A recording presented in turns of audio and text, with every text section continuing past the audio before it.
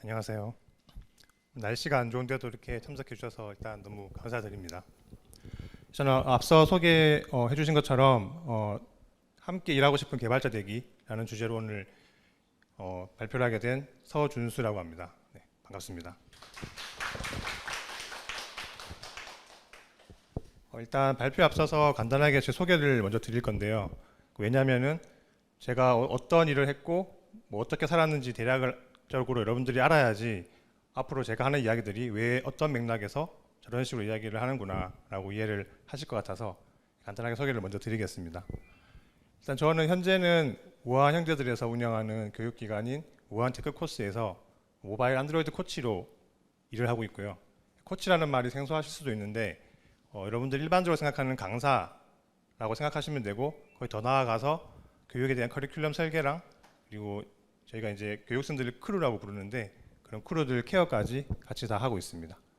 이전에는 카카오 VX에서 소프트웨어 개발자로 일을 했었고요. 그전에는 LG U+에서 잠시 PM 비슷한 일을 잠깐 했었고 제가 제 첫 회사이자 가장 오랫동안 근무한 회사가 LG전자입니다. 제가 보통 제 소개를 할 때 저자라고는 소개는 사실 안 하거든요. 평소엔 잘 안 하는데 오늘은 또 이 내용을 넣긴 했는데 그걸 왜 넣었냐면 제 밑에 블로거라는 말도 처음으로 이 자리에서 제가 블로거라는 소개를 하고 있거든요. 왜냐하면 제가 이 책을 2권 쓰게 되었는데 이 2개 다 책을 쓰게 된 이유가 제가 블로그에 글을 쓰면서 그 글에 대해서 출판사에서 책을 내보지 않겠느냐라는 제의를 받아가지고 쓰게 된 거거든요. 2권 다 그렇게 쓰게 됐어요. 그래서 여러분들도 혹시 블로그를 하시는 분도 계시겠지만 또 블로그를 안 하시는 분들은 이런 경험들을 하시면 좋을 것 같아서 제 블로그라는 소개도 잠시 가져왔었고요. 그래서 블로그 주소는 이렇게 되어 있는데 그냥 구글에 그냥 제 이름 쳐주셔도 나오기 때문에 주소를 외우기 힘드시면은 제 이름 치시면 됩니다. 그리고 이 QR 코드는 제 링크드인으로 연결되는 주소인데요. 혹시 또 발표 끝나고 더 이야기해보고 싶거나 제가 쓰는 글 같은 것들을 또 혹시 보고 싶으신 분이 계시다면 팔로우하거나 일촌 신청하시면은 다 수락하도록 하겠습니다. 일단 저 아이스 브레이킹 겸 밸런스 게임을 한번 해볼까요? 저희 퍼포먼스 좋고 물어보면 모르는 게 없는 천재 개발자인데 소통은 뭔가 물어볼 때만 하는 사람이랑 말은 너무 잘 통하고 항상 긍정 에너지를 뿜뿜하는데 일은 시키는 것만 하는 사람. 이 둘 중에서 여러분들은 어떤 사람과 일을 하고 싶으신가요? 아마 이게 빠르게 결정이 되셨을 거예요. 이게 보시면 아마 저는 함정이라고 생각을 하는데 사실 둘 다 일을 하는 사람이고 소통도 하는 사람이거든요. 근데 여러분들은 아마 무엇을 잘하는 사람에 초점을 맞추셨을 거예요. 제 추측건데 아마 첫 번째 사람은 코딩을 잘하는 사람이라고 생각을 하셨겠죠. 두 번째 사람은 소통을 잘하는 사람이라고 생각을 하셨을 것 같아요. 여러분들은 그러면 이제 소통을 잘하는 사람, 코딩을 잘하는 사람 둘 중에 어떤 사람과 일하고 싶은지 저울질 하셨겠죠. 저는 사실 이번 발표에서는 뭔가 기술적인 이야기를 하려고 하는 건 아니에요. 뭐 제가 일하고 싶은 개발자가 뭐 아키텍처를 잘 알고 뭐 테스트 코드를 짜고 그런 경험이 풍부하다 그런 관점에서 이야기를 하려고 하는 건 아니에요. 그래서 저는 후자인 소통을 잘하는 사람에 약간 초점을 맞춰서 오늘 발표를 진행하려고 합니다. 그래서 아마 앞에 질문에서도 사람마다 지금 다른 결정을 하셨을 것 같아요. 누군가는 코딩을 잘하는 사람, 누군가는 소통을 잘하는 사람. 그렇게 지금 사람마다 생각이 다르기 때문에 제가 이 발표를 하면서 일을 같이 하고 싶은 개발자라고 소개하는 것도 다 기준이 다르겠죠. 그래서 완전히 제 주관적인 생각을 가지고 저는 오늘 말씀을 드리는 거고 그리고 제가 그래도 나름 여기서 10년 차거든요. 제가 그래서 10년 동안 일을 하면서 만나본 사람들 중에서 이런 경험들은 같이 일하고 싶은 사람이었고 또 이런 경험들은 조금 아쉽다. 이런 것들을 나누는 시간으로 생각해 주시면 좋겠습니다. 제가 오늘 발표의 주요 키워드는 딱 함께 일하는 거니까 협업이라는 말이 먼저 나올 거고요. 그 협업을 하는 목표가 뭔지 이야기를 하고 그 목표에 대해서 어떤 통일된 목표를 찾기 위한 소통 그리고 소통을 통해서 신뢰가 쌓이고 신뢰가 쌓이면은 또 어떤 관계가 생성이 되는 것까지 이야기를 해드릴 거고 제가 이제 지금은 사실 개발자가 아니라 교육자로 살고 있기 때문에 빠질 수 없는 내용인 교육에 대한 이야기도 짤막하게 하려고 합니다. 그래서 먼저 협업인데요. 협업이 일단 무엇이라고 생각하시나요? 협업이란 말 뜻 자체는 함께 일하는 것이죠. 저는 여기서 그 협업에서 업이 사실 일을 뜻하지만 저는 조금 더 살을 보태서 본업이라고 생각을 해요. 왜냐하면 협업은 여러 사람들과 같이 일을 하는 건데 그 여러 사람들이 하는 일이 다 같지는 않을 거잖아요. 그렇기 때문에 각각 개인의 본업이 저는 이 협업에서 업이라고 생각을 합니다. 그래서 결국 협업은 본업을 바탕으로 제 본업을 바탕으로 다른 업을 가진 사람과 소통하는 일이라고 생각을 해요. 그럼 이게 왜 중요한가? 이게 예전에 우아한 형제들에서 많이 쓰던 말인데 스타 플레이어보다 팀워크 이런 말을 많이 썼었어요. 근데 또 유명한 축구 감독이죠. 알렉스 퍼거슨이 팀보다 위대한 선수는 없다. 이런 말을 했었거든요. 근데 이게 뭐 좋은 말인 것 같긴 해요. 당연히 혼자보다는 여러 명이 더 좋은 건 맞잖아요. 축구를 해도 한 명이 11명을 상대하면 이길 수 없는 건 맞잖아요. 개발자는 왜 그게 또 중요할까요? 개발자는 지금 사실 하나의 서비스를 만들기 위해서 필요한 기술 스택이 너무 복잡해졌어요. 이게 여기어때 블로그에서 가져온 건데 하나의 서비스를 만들 때 이렇게 많은 기술 스택을 사용했다고 합니다. 개발이라는 하나의 카테고리에서만도 이렇게 많은 기술이 필요한데 이걸 혼자서 다 할 수 있을까요? 물론 정말 이걸 다 할 수 있는 정말 똑똑한 분이 계실 수도 있어요.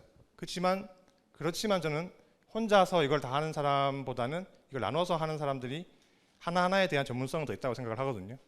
다 할 수는 있어도 잘하기는 어렵다고 생각을 합니다. 그래서 점점 개발하는 것들이 복잡해지기 때문에 저는 협업이 개발자한테도 중요하다고 생각을 하고요. 그리고 또 이런 말이 있을 수 있어요. 요즘 AI 때문에 개발 되게 쉬워지는 거 아니야? 그렇지만 저는 AI와 개발하는 것도 협업이라고 생각을 하거든요. 여러분들이 AI한테 질의를 할 때 어떤 질의를 할 건지 그 결과를 또 어떻게 쓸 건지 이런 것들도 다 저는 협업이라고 생각을 하기 때문에 여전히 협업은 중요하다라는 걸 말씀드리고 싶었습니다. 앞서 말씀드린 내용은 개발 직군에 한해서잖아요. 근데 지금 저희가 개발자로 일을 하면서 사실 개발자끼리만 또 이야기하는 건 아니에요. 보시면은 뭐 회사의 규모마다 차이는 있겠지만 약간 그래도 규모가 있는 회사 기준으로 말씀을 드리자면은 제가 안드로이드 개발자였으니까 안드로이드 개발자를 기준으로 함께 협업하는 직군들이 이렇게 많습니다. 가장 가까이에는 뭐 기획자, 디자이너, 그리고 또 저의 상급자인 관리자, QA, 백엔드 iOS 개발자 등이 있겠죠. 그 외에도 뭐 법무팀, 뭐 데이터 분석가, 회계팀, 사실 뭐 법무팀이랑은 되게 관계가 없을 것 같잖아요. 그렇지만 저는 제가 한 일이 어떤 약관 같은 걸 보여주는 것도 있었기 때문에 법무팀이나 이런 분들과 또 회의를 했었어요, 실제로. 그렇기 때문에 정말 많은 사람들과 협업이 필요합니다. 그럼 협업은 왜 할까요? 혹시 여러분들이 사용하시는 스마트폰 하나 만들 때 여기 몇 명이 동원되는지 혹시 아시나요? 최소 수백 명이겠죠, 아마. 근데 제가 예전에 있었던 LG전자의 MC 사업부는 많을 때는 5천여 명이 있었어요, 연구원 인력들이. 물론 그 모든 사람들이 하나의 스마트폰을 만들기 위해서 있는 사람들 아니겠죠. 여러 모델들을 다 했을 텐데, 그렇지만 여러 모델들을 하더라도 하나의 앱 가지고 다양한 모델들을 대응을 하기 때문에 사실 앱 개발자 입장에서는 큰 그 인원의 차이가 없을 거거든요. 그래서 정말 많은 인원들이 필요한데, 그럼 그 많은 인원들이 도대체 무슨 일을 함께 하는 걸까요? 저는 이 질문이 중요하다고 생각을 해요. 결국 같이 하는 거는 공동의 목표를 달성하는 게 목표라고 생각을 하거든요. 왜냐하면 스마트폰 개발이라고 하면 전 스마트폰 출시라는 게 공동의 목표라고 생각을 해요. 앱 개발자라고 해서 당장에 눈앞에 있는 뭐 이슈 고치는 것, 내가 담당하는 앱을 릴리즈하는 것, 그게 저는 목표가 아니라고 생각을 합니다.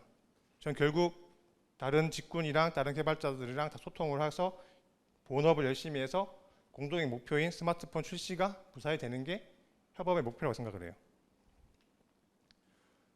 그러면 목표는 또 한 사람이, 어떤 사람은 그냥 단순히 나는 앱 개발자니까 앱 개발하는 게 목표라고 할 수 있잖아요. 근데 또 저기 뭐 대표님들은 다를 거예요. 우리는 세계 최고의 스마트폰을 출시하는 게 목표야.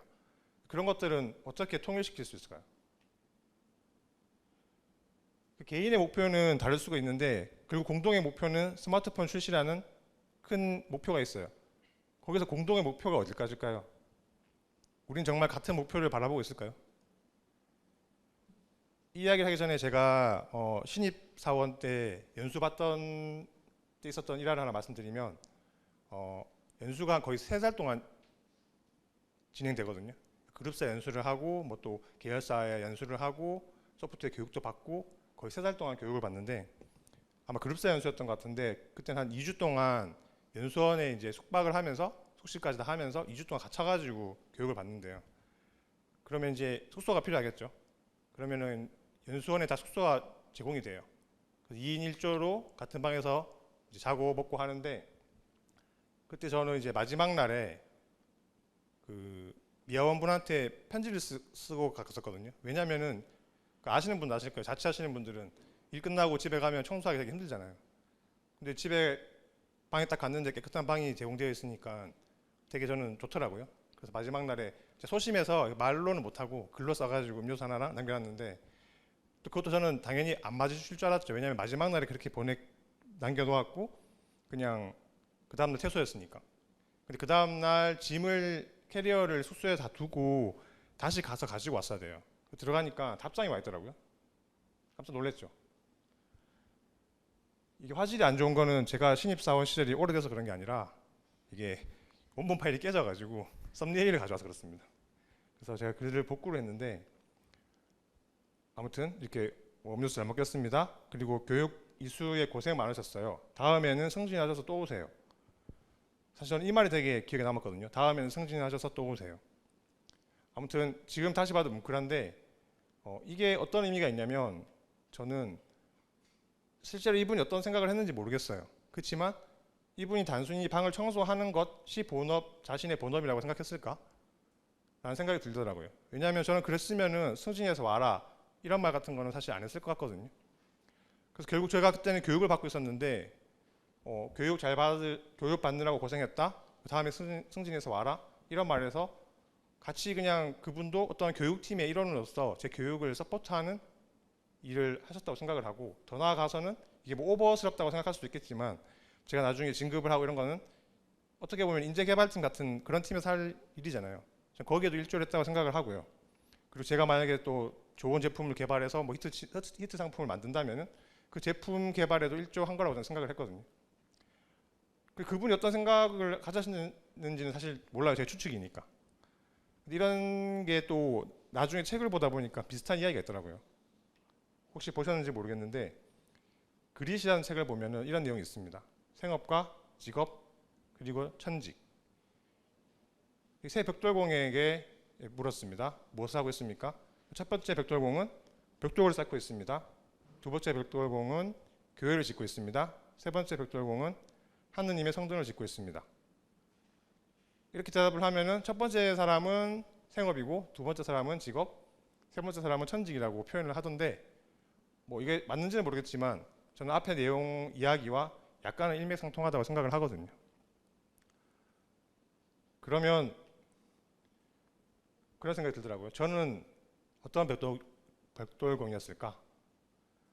저는 개인적으로 그때 당시에도 주변 사람들한테도 말을 했었지만 제가 이제 힘들 때마다 일하다가 이런 생각을 했어요. 나는 그냥 이 앱을 만드는 게 아니라 전 세계 수천만 명의 사람들이 사용하는 앱을 만들고 있다. 스마트폰이 뭐 안 팔린다고 해도 전 세계 글로벌 시장에 내놓으면은 보급형까지 해서는 수천만 대가 팔리거든요. 그럼 제가 만든 앱을 적어도 한 번씩은 쓰게 되어 있어요. 어쩔 수 없이.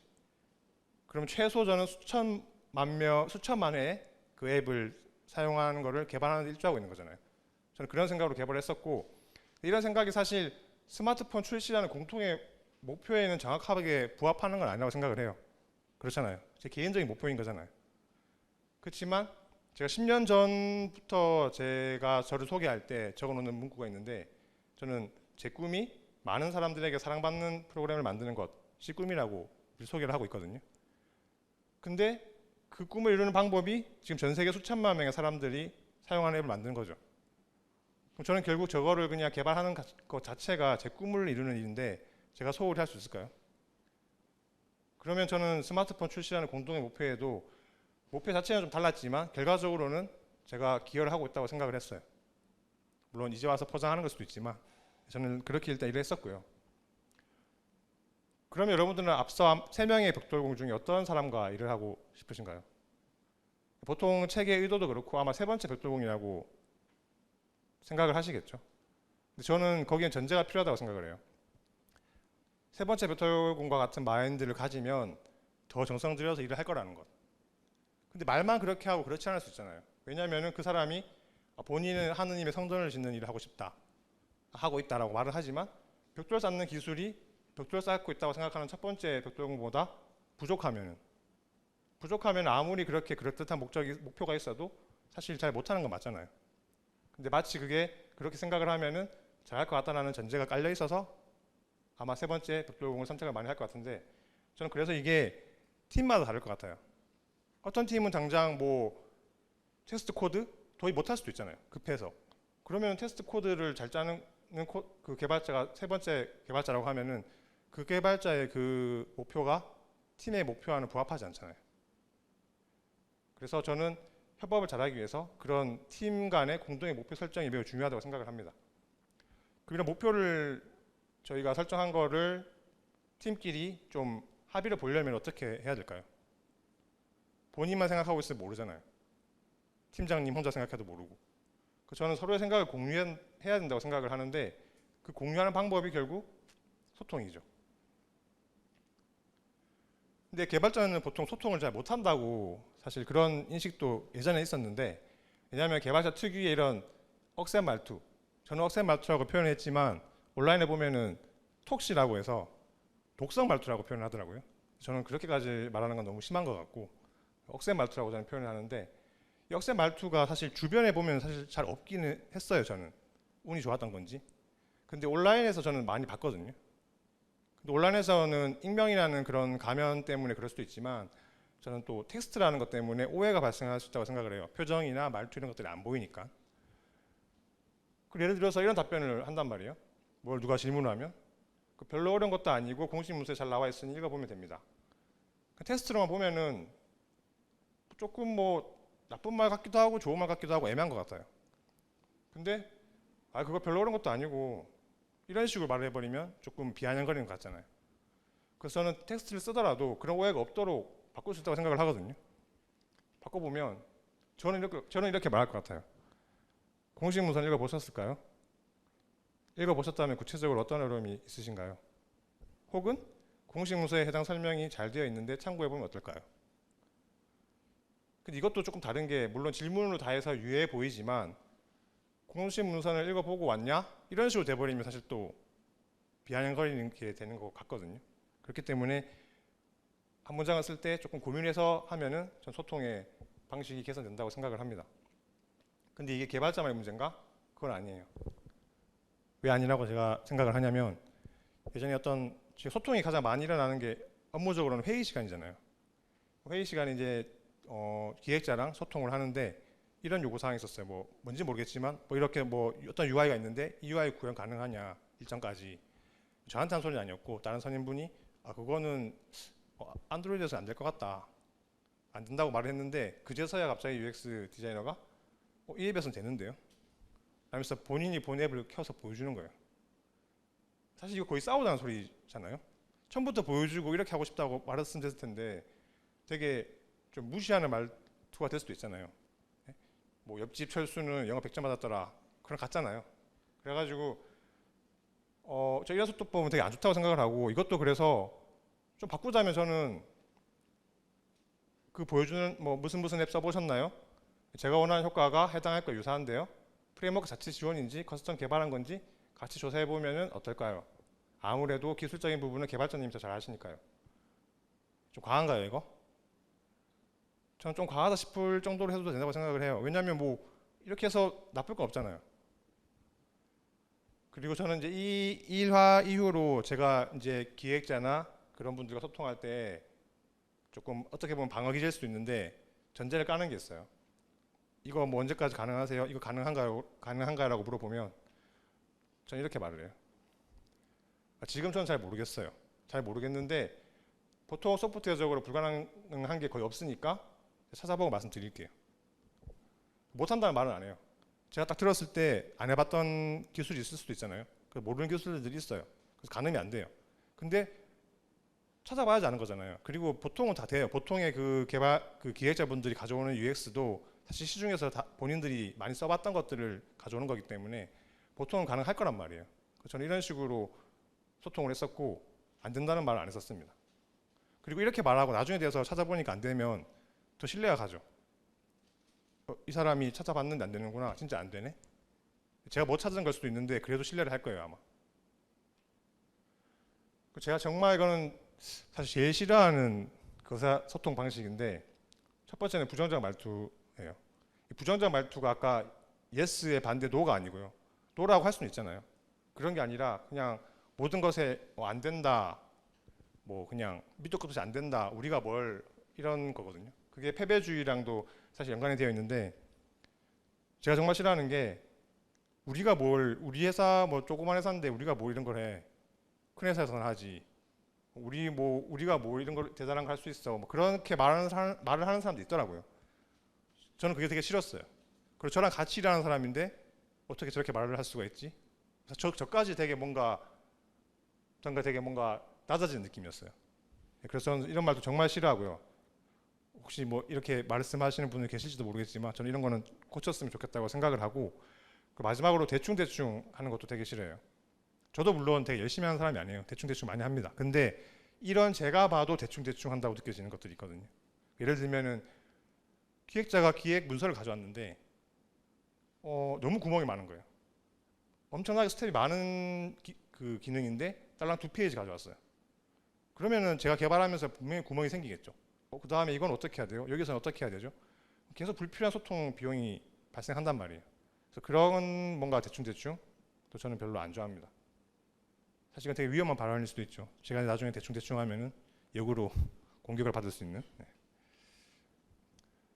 그래서 제가 지금 조직에서 제가 느낀 소통에 도움이 된 방법들을 좀 공유하려고 하는데 처음에는 본인이 편한 방식으로 먼저 소통하는 게 좋은 것 같아요.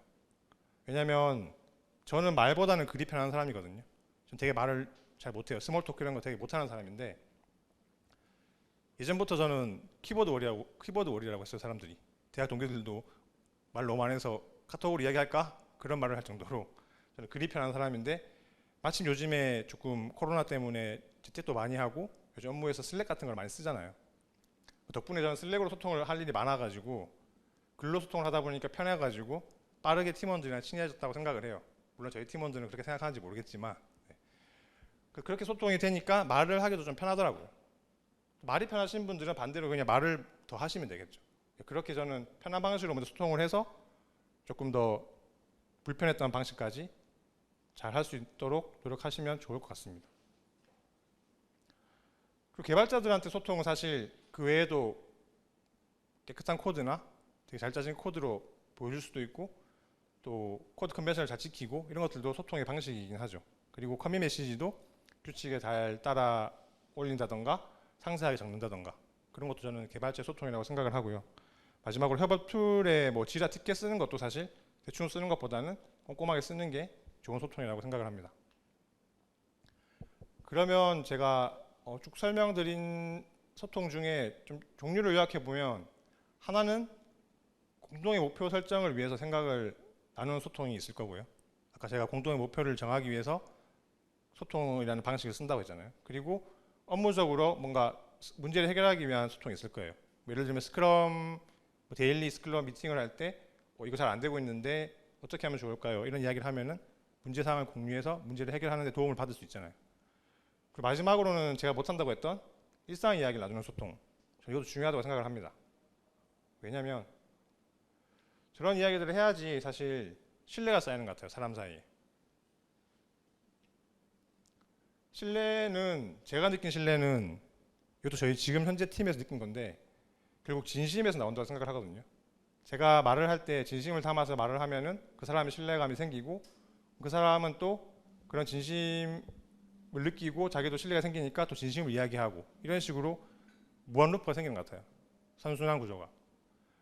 이거는 저희가 요즘엔 잘 안 하고 있긴 한데 팀끼리 점심 먹고 커피 한잔 하면서 저희 이렇게 수다 타임이라고 해서 이야기를 나누는 시간이 있었거든요. 그때 어떤 이야기들이 나오냐면 이거 되게 막 저희가 힘든 상황들을 다 허물없이 공유를 해요. 어떤 사람들은 아마 이런 걸 어려워할 거예요. 자기가 못한다. 제가 이렇게 발표하고 있는데 너무 떨린다 이런 거 다 숨기려고 하잖아요. 근데 저희 팀원들은 저희가 대부분 교육을 하는 분들이니까 저희 크루들이 들으면 뭐 안 들 수도 있지만 막 수업을 할 때 모르는 질문도 할까 봐 너무 떨렸다. 너무 긴장됐다. 그래가지고 잠도 못 자고 준비를 했다. 이런 이야기를 하거든요. 사실 수업을 할 때는 그런 거 티가 안 나게 하겠죠. 수업 듣는 수강생들은 역시 코치님 열심히 잘하시는구나 라고 생각할 수도 있지만 그 이면에는 되게 불안하고 되게 막 저희 미생이라고 하죠. 그런 존재들의 모습을 저는 허물없이 이야기를 하거든요. 그런 것들 이야기를 할 때 저는 되게 각각의 코치분들이 정말로 진심을 담아서 이야기했다고 느꼈어요. 그러니까 저도 신뢰를 가지고 제 약점 같은 것들을 제가 어려웠던 것들을 다 이야기를 하는 거죠. 신뢰가 생겼으니까 제가 진심을 느꼈고 그럼 제가 또 진심을 담아서 이야기할 수 있겠죠. 그래서 그런 것들이 계속 반복되면서 전 팀이 단단해졌다고 생각을 해요. 그래서 신뢰를 쌓는 방법에 저는 뭐 그런 진심도 있겠지만 또 단순하게는 기술적인 역량, 압도적인 기술적 역량이 있겠죠. 그리고 또 어려운 문제에 대한 문제 해결력도 있을 거고 그에 뭐 각종 좋은 말들이 많을 것 같아요. 개발자들은 또 기술적 역량이나 문제 해결력을 보여주는 것도 되게 중요한 방법이라고 생각을 합니다. 근데 저는 기술적 역량에 뛰어난 사람도 아니고 그렇다고 해서 문제 해결력도 뭐 뛰어난 사람은 아니었어요. 그럼 저는 어떻게 신뢰감을 쌓았느냐? 물론 그 신뢰감이라는 거는 상대방의 의견도 들어봐야겠지만 제가 생각하는 근데 신뢰감을 쌓은 방법은 저는 사실 약간 예스맨이었어요. 뭐 할래 하면은 뭐 일단 뭐 해보죠 이런 식으로 했었거든요. 사실 속으로는 탐탁지 않았어요. 근데 그냥 했어요 저는. 근데 그렇게 해왔는데 어느 날 어떤 그 예전에 파트장 분이 이런 말씀 하시더라고요. 네가 이걸 왜 해야 되지 이런 말을 하기 전에 일단 하라고 하더라고요. 위에서 찍어 내리는 거에 불만이 있으면은 일단 다 들어주래요. 다 구현하래요. 그러면 너가 이제 요구할 자격이 생긴다고 하더라고요. 하지도 않고 이거 왜 해야 되는지 모르겠다. 이 기능이 쓸모가 있나? 이거 누가 써? 그런 말을 하면은 CR도 안 먹힌다고 하더라고요. 사실 그렇잖아요. 근데 제가 시키는 거 다 했어요. 다 구현했어요. 근데 별로일 수도 있잖아요. 그럼 그때 말을 할 수 있는 거죠. 이거 봐세요 별로잖아요 이거. 이렇게 하면 어떨까요? 그럼 욕을 할 수 있다고 말씀해 주시더라고요. 그래서 저는 그거는 뭐 제가 다른 파트장님이 다른 말들은 잘 안 들었어도 그거는 제가 딱 새겨 듣고 그렇게 하려고 노력했었어요. 그래서 저는 뭐 그냥 새로운 팀에 갈래 이랬어도 저는 그냥 가보죠 이러면서 많이 수락을 해가지고 팀도 많이 옮겼었거든요. 사실 누가 볼 때는 팀에 적응을 못해서 옮겨 다니나 혹은 일을 못해서 쫓겨났나 라고 오해를 받을 수도 있는데 사실 아니었어요. 정말로 이거는 제가 자세한 내용은 말씀드릴 수 없지만 그분들이 저를 데리고 갈 때 제 커밋도 다 확인하고 기세 어떤 것들을 했는가를 다 보고 저를 데리고 갔다고 하더라고요. 제 사랑 같겠지만 근데 제가 없는 말 안 하겠죠. 여기 녹화도 되고 있는데 아무튼 그래서 아마 저는 그래서 이렇게 그냥 예스맨으로 살았던 게 저는 도움이 됐던 것 같아요. 그리고 또 하나의 제 의도하지 않은 신뢰감을 쌓은 일화는 예를 들면 이제 일을 주면은 이거 언제까지 되는지 일정을 좀 요구하시잖아요. 이제 그분 이제 그런 관리하시는 분이 일주일 정도라고 생각을 하시고 주셨나 봐요. 근데 저는 제가 할 일이 쌓이는 걸 되게 싫어하거든요. 저는 빨리 끝내고 노는 걸 좋아하는 사람이에요. 그래서 그냥 빨리 했어요. 하루 이틀 안에 끝내고 바로 말을 하면 안 되니까 하루는 쉬고 이제 한 3일쯤 되면은 다 했습니다라고 말을 하거든요. 근데 그분이 놀라시더라고요. 이거 일주일 걸릴 줄 알았는데 벌써 다 했다고?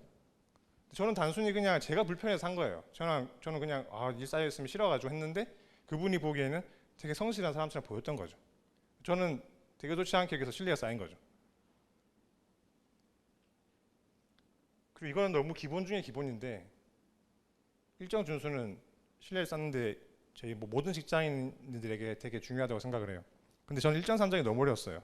신입 때 처음에 딱 스크럼 하는데 이거 언제까지 할 수 있어요? 묻는데 말을 못 하겠더라고요. 왜냐하면 제가 아는 뭐 해봤던 기술들이라면 대충 알잖아요. 이거 뭐 이렇게 하면은 이 정도 걸리겠다.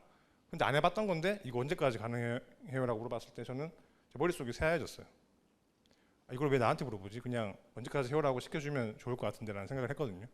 근데 그게 왜 어려웠냐면 예를 들면 일주일 동안 제가 하면은 조금 다른 일도 하면서 그냥 뭐 적당히 힘들면서 할 수 있을 것 같아요. 근데 제 야근을 하고 주어진 그 일부터 먼저 막 급박하게 하면은 이틀만 해도 할 수 있을 것 같은 거예요. 그럼 저는 며칠 걸린다고 말을 해야 되지 이거를? 이틀 만에 할 수도 있을 것 같아요. 좀 미친 듯이 하면은. 그럼 저는 그게 일정이 아닌가? 근데 왠지 일주일 걸려서 한다고 하면 제가 노는 것 같고 게으름 피는 것 같더라고요. 그래서 저는 말을 못 하겠던 거였어요. 제가 이틀이라고 말을 해버리면 제가 너무 힘들어지고 일주일이라고 말을 하면은 제가 너무 게으른 것 같고. 물론 이거는 이제 세월이 지나고 여러 번 하다 보면서 대충 이제 뭐 조금 더 늘려서도 말하기도 하고 하는 그런 노하우가 생겼지만 처음엔 되게 힘들었어요. 근데 이때 또 중요한 거는 근데 저도 그때 처음에 딱 말을 들었던 게 혹시 시간이 모자라면 미리 말해라. 너가 늦는 건 상관이 없다. 대신에 꼭 미리 말해야 된다. 이 말을 되게 강조하시더라고요. 왜냐면은 이게 갑자기 당일날 돼가지고 저기 못했는데요. 이렇게 하면 대책이 없잖아요. 제가 2, 3일 전에 저 이거 안 되고 있어요라고 말을 하면은 그럼 그거 내가 볼게라고 선임분이 가져갔을 수도 있고 아니면 다른 방법을 알려주실 수도 있잖아요. 해결책을 주는 건데 결국 그게 공동의 목표를 이뤄가는데 도움이 되는 거죠. 그래서 이 미리 말하는 것도 혹시 불편해하시는 분들이 있다면 꼭 미리 말을 해야 될 것 같고 세 번째 모르는 것을 모른다고 빠르게 오픈하는 마인드 이것도 아까 제가 그 스크럼 할 때 좀 모르는 거를 말하라는 것과 좀 비슷한 맥락이긴 한데 저는 이게 이제 정말 제가 모르는 걸 모른다고 말하는 게 부끄러워서 말 못한 게 아니고 저도 이거를 되게 미루다가 모르는 거 있는데 미루다가 일정을 어긴 적도 있거든요. 저는 모르는 게 부끄러워서 그런 게 아니라 왜 그랬냐면 조금만 더 하면 풀 수 있을 것 같은데? 할 수 있을 것 같은데? 그런 마인드 때문에 괜히 물어보고 하면은 그냥 답을 제가 그냥 공짜로 얻은 것 같잖아요. 그래서 좀만 더 하면 할 것 같은데 그렇게 끌다가 일정이 이제 딱 그날 돼가지고 밀린 적이 있거든요. 그런 경우는 있는데 또 모르는 것을 모른다고 말하는 거를 되게 힘들어하시는 분도 계시는 것 같더라고요. 근데 결국 일을 진행되게 하려면은 그걸 빠르게 오픈해야지 공동의 목표를 이루는데 도움이 되지 않을까요? 그래서 혹시 이런 거에 불편함을 느끼는 분이 계시다면 이것도 저는 좀 고쳤으면 좋을 것 같습니다. 왜냐하면 이게 일정이라는 게 저만 일정 있는 게 아니잖아요. 저는 이거 이번 주까지 못했으면 한 화요일까지는 특별하게 바쁜 거 없으니까 해도 되겠네 라고 생각을 해도 뭐 QA팀의 QA 일정이나 출시 일정 등등 여러 가지가 많을 거잖아요. 그렇기 때문에 당연히 이거는 저는 다시 한번 강조하지만 기본 중에 기본인 것 같고요. 일정 준수라고 거창하게 말했지만 사실 뭐 모든 시간 약속이죠. 사실 이거는. 결국 저는 사실 근데 이렇게 뭐 말을 했지만 전 잘하는 사람이 아니었고 지금도 아닙니다. 예를 들어서 제가 예전에 그 와이파이 쪽 기능을 했었는데 여러분들 스마트폰 쓰면 더 와이파이 화면에 들어가시잖아요. 연결할 때. 근데 그 와이파이가 설정 앱에 있잖아요. 와이파이 앱이 별도로 분리되어 있었어요. 그러면 결국 그 설정에 들어가는 것과 연동하기 위해서는 설정 앱도 건드려야 되는데 그때 이제 그 설정 앱을 총괄하시는 분이 계셨는데 좀 엄하신 분이긴 했어요. 그래서 항상 그 커밋 날릴 때마다 긴장을 했었는데 어느 날은 제가 어떤 거를 개발하다가 딱 봐도 이제 콜백 구조를 받아야 되는 거는 알았어요. 근데 너무 복잡하더라고요. 콜백 지옥이라 가지고. 그래서 빠르게 하기 위해서 제가 빨리 일하는 거 좋아한다고 했잖아요. 일단 스태틱으로 딱 만들어서 접근하면은 일단은 될 것 같아요. 근데 제가 이거를 커밋 쓰면서도 계속 고민했어요. 이거 100% 혼날 텐데 이거 분명히 혼난다. 그렇지만 뭔가 복권사는 심정으로 일단 커밋을 날렸거든요. 근데 아니나 다를까 바로 부르시더라고요. 서준수 연구원 이렇게 부르더라고요. 가서 이제 가가지고 많이 혼났죠. 스태틱을 쓰면 안 된다는 기본적인 것도 모르냐고. 제가 그때 한 3년 차거든요. 그래서 바로 그냥 돌아와서 콜백 구조 다 지켜서 다시 짰는데 결국 더 시간이 많이 걸렸잖아요. 그리고 되게 지키라는 것도 안 지켰고. 이런 사람과 사실 일을 하고 싶은가요? 이렇게 신뢰를 열심히 쌓아도 한순간에 와장창 무너질 수도 있다는 거죠. 그래서 저는 이걸 다시 복구하기 위해서 정말 다음부터는 커밋을 신중하게 날렸어요. 그분도 더 꼼꼼히 지켜보겠다고 말씀하셨고 그래서 다음 커밋부터는 되게 틀린 거 없나? 또 내가 잘못 파악한 거 없나? 정말 긴장하면서 사실 어떻게 보면 별로 안 좋긴 하지만 되게 막 상하관 계에 딱 억눌려가지고 저는 그때 커밋을 날렸었거든요. 근데 그게 또 다 도움이 된 것 같기는 해요. 그리고 그렇게 몇 번을 해서 겨우 잃어버렸던 신뢰를 되찾을 수 있었죠. 그 신뢰를 기반으로 하면 어떤 저는 관계가 형성이 된다고 생각을 하거든요. 반대로 아까 신뢰를 잃으면 또 다른 관계가 나타나겠죠. 저는 사실 업무상 적절한 관계에서는 이 정도가 아닐까 생각을 하거든요. 친구와 동료 사이, 친구보다는 멀지만 또 동료보다는 가까운. 왜냐하면 제가 예전에 이렇게 말하면 전 회사에 대한 뭔가 좀 안 좋은 말 같기도 하지만 일전자에 있을 때는 딱 동료 사이였어요. 제가 사람들이랑 제가 말이 많지 않다고 했잖아요. 말도 거의 없었고 거기는 또 나름 직급도 있고 나이 차이도 나고 하니까 사실 딱 그냥 저는 동료라고 느꼈거든요. 친구라고 할 만한 사람은 거의 없었어요. 동기들 빼고는. 지금 팀은 뭔가 수평적인 문화를 가지고 있고 뭐 나이 같은 것도 신경 안 쓰고 닉네임을 쓰거든요. 그러다 보니까 약간 동료긴 하지만 좀 더 가까운 사이로 느껴지고, 그렇다고 해서 저희가 뭐 주말에 만나서 밥을 먹거나 그러진 않으니까 친구는 아닌 것 같고, 아마 그 정도 선에 있는데 물론 더 친해지면 좋겠죠. 근데 저는 최소 마지노선은 이 정도인 것 같습니다. 이 정도가 되면은 일을 하기 딱 좋은 것 같아요. 근데 왜 제가 너무 또 친해지는 것도 경계를 하냐면은 사실 가족에서도 문제가 있을 수 있잖아요. 예전에 응답하라 1988이라는 드라마에 이런 이야기가 있었는데, 여기 남이란 배우분이 그 정봉이 어머니 역할이었는데 어느 날 여행 가신다고 이제 막 아시죠? 공국 끓여놓고 이러고 여행을 가셨어요. 그러면 이제 딱 그 여행 가자마자 이제 가족들은 청소도 안 하고 막 배달 음식 시켜 먹고 막 살았단 말이에요. 근데 딱 또 오기 전에 시켜놓은 것들, 뭐 청소도 하고 뭐 모든 것들을 다 분담해가지고 완성을 했어요. 근데 이제 그렇게 되면 사실 좋아야 되잖아요. 집안 꼴 개판일 줄 알았는데 잘 돼 있으면 사실 기뻐야 되는데 반대였어요. 왠지 본인이 없어도 잘 돌아가는 게 되게 섭섭했던 거죠.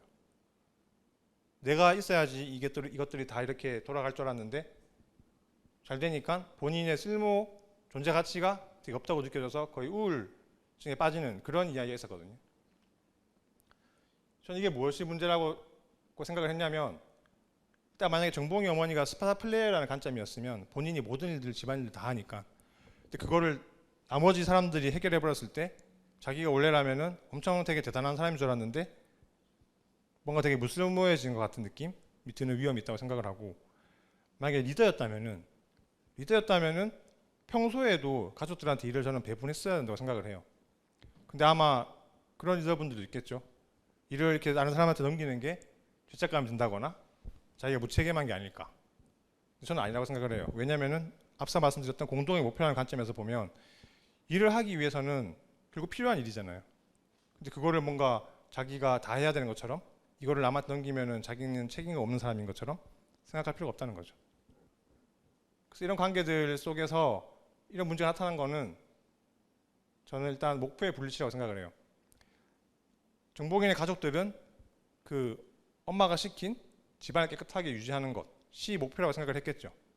근데 정복이 어머니는 아니었잖아요. 자기의 뭔가 존재가 필요하다는 것을 증명하는 게 목표였을 거예요, 아마. 근데 그게 왜 그렇게 발생했느냐? 아마 그런 이야기들을 평소에 안 했겠죠.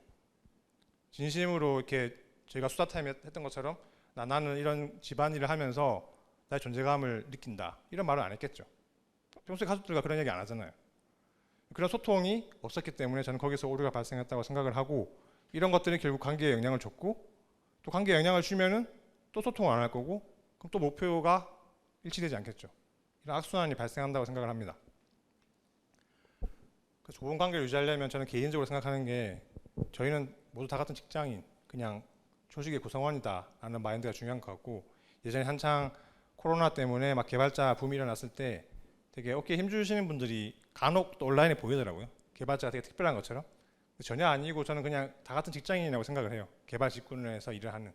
그러니까 겸손하면 좋을 것 같고, 그리고 뭐 이거는 개발자뿐만 아니라 뭐 UX라든가 디자이너 다 포함인데, 내가 뭐 전문가인데 너가 뭐 그런 의견을 내, 이런 마인드도 사실 대놓고 이렇게 말을 안 하겠지만 은연중이라도 하면 안 된다고 생각하는 게, 결국 자기가 전문가라고 인정받으려면 본인이 내 입으로 전문가라고 하는 것보다 남이 이 분야의 전문가는 그 사람이야 라고 저는 말할 때가 진짜 전문가라고 생각을 하거든요. 그래서 저는 존경심이 이렇게 그렇게 막 내가 존경받을 만한 사람이라고 강요하는 게 아니라 다른 사람에 의해서 자발적으로 우러러 나오는 게 진짜 존경심이라고 생각을 합니다. 그러면 이제 잠깐 요약을 하자면 제가 함께 일하고 싶은 개발자라는 주제로 이야기를 하고 있잖아요. 거기서 나온 키워드가 저는 이제 협업으로 시작을 했는데 결국 함께 일하고 싶은 개발자가 협업하고 싶은 개발자인데 그 협업을 하려면은 협업을 하는 목적이 공동의 목표를 달성하는 거기 때문에 공동의 목표를 설정을 해야 되고 그 목표 설정을 하기 위해서 개인과 그 공동의 목표를 합의를 찾기 위한 소통이 필요하고 또 소통을 하다 보면은 그런 소통을 통해서 신뢰가 형성이 되고 그 신뢰를 바탕으로 한 어떤 관계가 형성된다 라고 저는 생각을 했고요.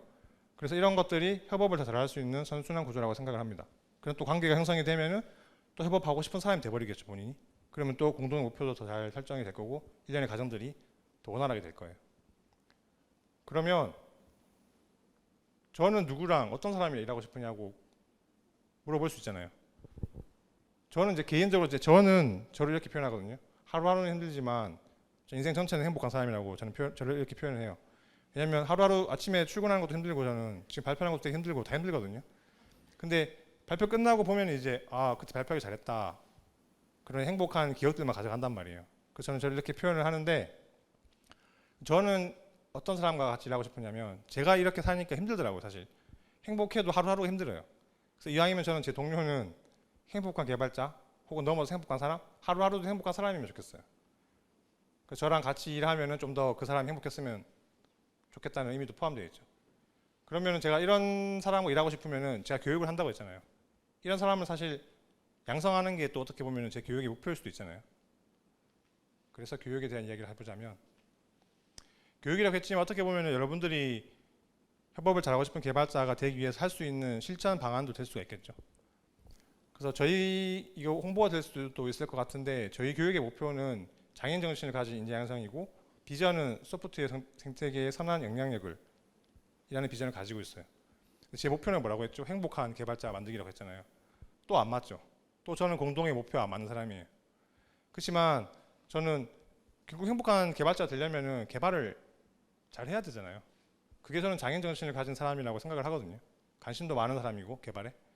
그리고 그런 사람이 다른 또 어딘가의 조직에 가서 저 같은 생각을 해서 주변을 행복하게 해주려고 노력한다면은 결국 저는 소프트웨어 생태계에 선한 영향력을 준다고 생각을 해요. 여기서는 물론 뭐 개발적으로 뭐 좋은 개발 문화 같은 것들 이야기하겠지만 사실 뭐 행복한 걸 전파하는 것도 좋은 영향력이긴 하잖아요. 저는 또 어거지로 맞추자면은 조직의 목표에 부합하고 있지 않나라고 생각을 하고요. 그래서 이런 것들을 하기 위해서 저희는 소프트 스킬과 하드 스킬 둘 다 강조해서 교육을 하고 있어요. 사실 그래서 지금까지 한 얘기들이 어떻게 보면 소프트 스킬에 다 포함된 내용들이잖아요. 하드 스킬은 사실 기본적으로 이제 잘 한다고 전제를 한 거죠. 잘 해요. 저희 교육생들 잘 합니다. 그래서 소프트 스킬을 어떻게 키우냐고 조금 소개를 드리면은 둘 다 키우는 방법은 제가 페어 프로그래밍을 시키고 있어요. 페어 프로그래밍은 한 명은 내비게이터가 되고 한 명은 드라이버가 돼서 한 명 내비게이터가 키보드를 딱 잡고 있고 드라이버가 키보드를 잡고 있고 내비게이터는 이제 말로 해서 드라이버가 타이핑할 수 있게 도와주는 역할을 하죠. 이런 상황이 되면은 이제 어떤 일이 생기냐면 갈등이 생겨나겠죠. 갈등. 난 이렇게 하고 싶은데 계속 내비게이터 이상하게 설명을 하게 되면은 자기가 드라이버 차이가 됐을 때 막 마음대로 할 수 있잖아요. 그럼 갈등이 생길 거고 그런 갈등을 차라리 빨리 만나서 나중에 발생할 문제를 빠르게 경험하는 거를 목표로 하고 있어요.